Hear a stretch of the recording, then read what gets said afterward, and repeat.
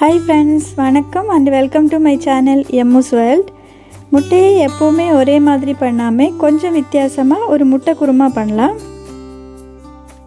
பாருங்கள், இந்த அளவுக்கு சூப்பராக திக்கான கிரேவி நம்ம இட்லி, தோசை, சப்பாத்தி, அப்பம் எல்லாத்துக்குமே சைடிஷாக எடுத்துக்கலாம் ஃப்ரெண்ட்ஸ். இந்த சூப்பர் டேஸ்டியான குருமாக்கு காம்பினேஷனாக நான் இன்றைக்கி ஒரு சாஃப்ட் அண்ட் பஞ்சு மாதிரியான இன்ஸ்டன்ட் அப்பம் தான் பண்ணியிருக்கு.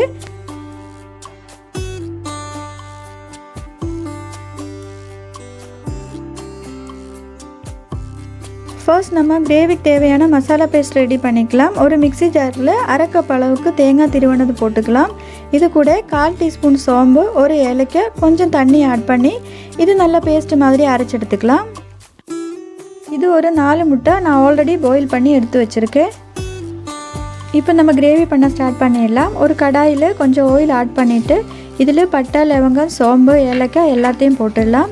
இது கொஞ்சம் பொரிஞ்சதுக்கப்புறம் 2 பச்சை மிளகாய் அண்டு இது கூட ஃப்ரெஷ் கருவேப்பிலை போட்டு கொஞ்சம் ஃப்ரை பண்ணிக்கலாம்.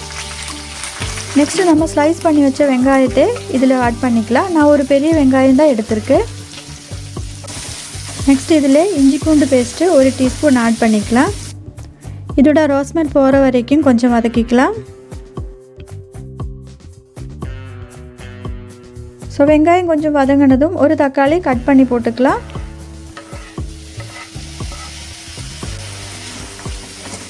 ஸோ தக்காளி நல்லா வதங்குற டைமில் நம்ம அவிச்சு வச்ச 4 முட்டையை இந்த மாதிரி சுற்றி கீறி விட்டு இது ஃப்ரை பண்ணி எடுத்துக்கலாம்.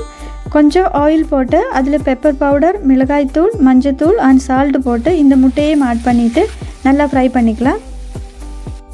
இப்போ தக்காளி நல்லா வதங்கினதும் மசாலா பவுடர் சேர்த்துக்கலாம். 1/2 டீஸ்பூன் மஞ்சத்தூள், 1 teaspoon chilli powder, 1 1/2 teaspoon coriander powder, 1/4 teaspoon garam masala powder, இது எல்லாத்தையும் போட்டு பச்சை வாசனை போகிற வரைக்கும் ஒரு 2 நிமிஷம் வதக்கிக்கலாம்.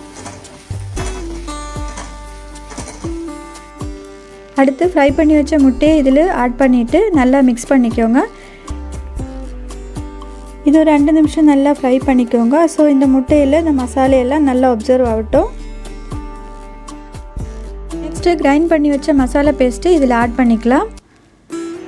கூட தேவையான அளவுக்கு தண்ணி ஆட் பண்ணிக்கலாம்.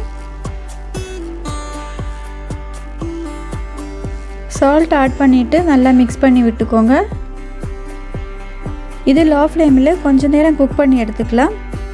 ஃபஸ்ட்டு கொதி வர ஸ்டார்ட் ஆகும்போது ஸ்டவ்வை ஆஃப் பண்ணிவிட்டு மேலே கொஞ்சம் கருவேப்பிலை போட்டுட்டு நம்ம இதை இறக்கிக்கலாம். ஸோ சூப்பரான ஒரு முட்டை குருமா அண்ட் ஸ்பாஞ்ச் மாதிரியான ஒரு அப்பம் காம்பினேஷன் சூப்பராக இருக்குல்ல, அடிப்பொலி டேஸ்ட்டுங்க. ட்ரை பண்ணுங்கள். தேங்க்ஸ் ஃபார் வாட்சிங்.